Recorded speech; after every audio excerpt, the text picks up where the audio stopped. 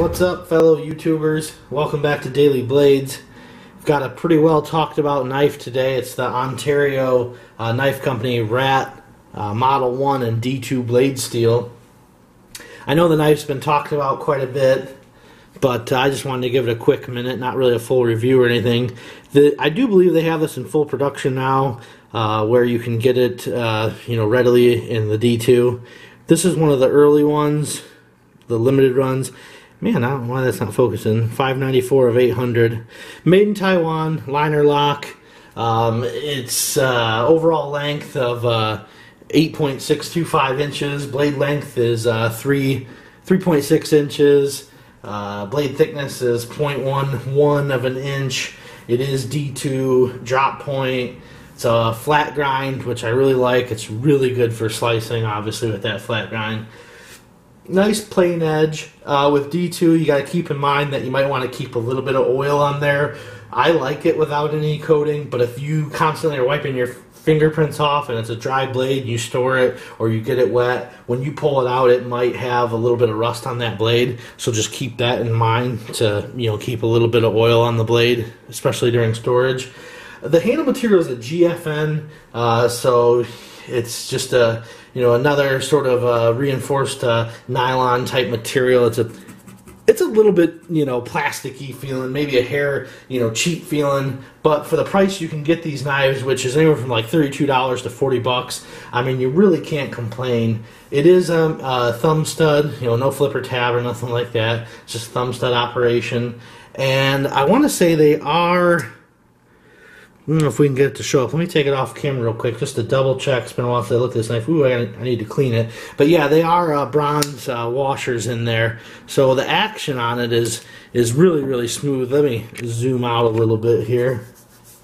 Oh, the weight on the knife as well is just over 5 ounces. So it's a little bit of a heft in the knife. Yeah, I think that's enough on the specs. I think everybody knows what this knife is. But go ahead and give me a shot of the action. I noticed that, you can go outward with it, but if you apply a little pressure towards the pivot, it tends to just come out with a lot of authority. And it's a very, very smooth knife, too. Obviously you're not going to free drop like a knife with on bearings or anything like that, but when you're closing it, you can just feel how smooth it feels. There's no hiccups, no spots that grab or nothing like that. So this knife is pretty hefty of a knife. Oh, one last little spec on it. I'm sure you noticed the 3 holes.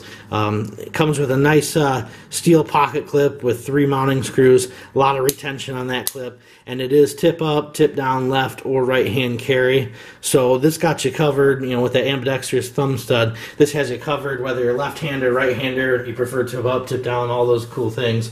So, just my quick hit on this knife is I love this knife. This is my D2 version, obviously, you see here. I also have it in the AUS-8, which I carry on a regular basis. The ergonomics on this knife are just a real winner. For a large knife, in the hand, feels great. Lots of potential in real-world use. The jimping up on the thumb ramp, which they've got a nice little kick up here, so it ends up locking your thumb right into it. Blade thickness is just about perfect. You're not too thick, you're not too thin, a lot of strength in it. That full flat grind is offering you a lot of different, or a lot of good slicing capability. So this would be good for even food prep and things like that too. But I just can't get over how good it feels in the hand. And the Rat 2, which is a much smaller knife, I should have got that out to compare it. It's not nearby, but it's definitely a smaller knife. But they both just feel so good in the hand. Ontario, I think, did a really good job of making a knife with a little groove, finger cut out there and stuff. They did a really good job of just making a knife that's comfortable, ergonomic. It's not too thick. I want to say it's just over ½ an inch thick. So you're not carrying something that for as long as it is doesn't actually feel as big as it truly is. And it's got this nice pillar construction. You got your stop pin, and then you got 4 standoff pillars. Really, really solid. There's no flex or anything in those handles. You're not going to be able to squeeze them liner shut or anything like that. Lockup is right about 45 or 50% on this particular knife, and it's a real strong lock. It's a hair on the thin side of a liner, but not really. I guess it's just I'm used to seeing like ZT, you know, their liner locks and stuff, how beefy they are.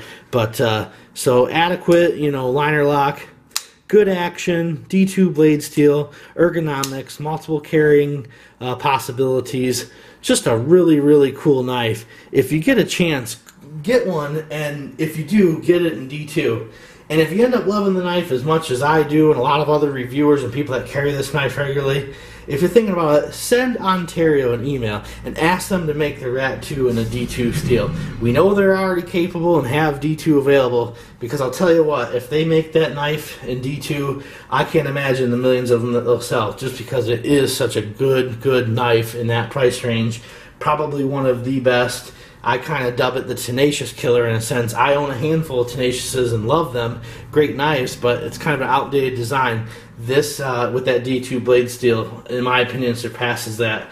And what I'd like to actually do is do some videos later on that are like $20 to $30 knives, 30 to 40, you know, $40 to $50 knives, and just kind of have comparisons and see which one comes out the best in each category, and then pit maybe those three categories together, the top knife from each of those. So, yeah, guys, thanks for tuning in today. That's the Ontario Knife Company Rat 1 in D2 blade steel. You guys take care. Have a great day.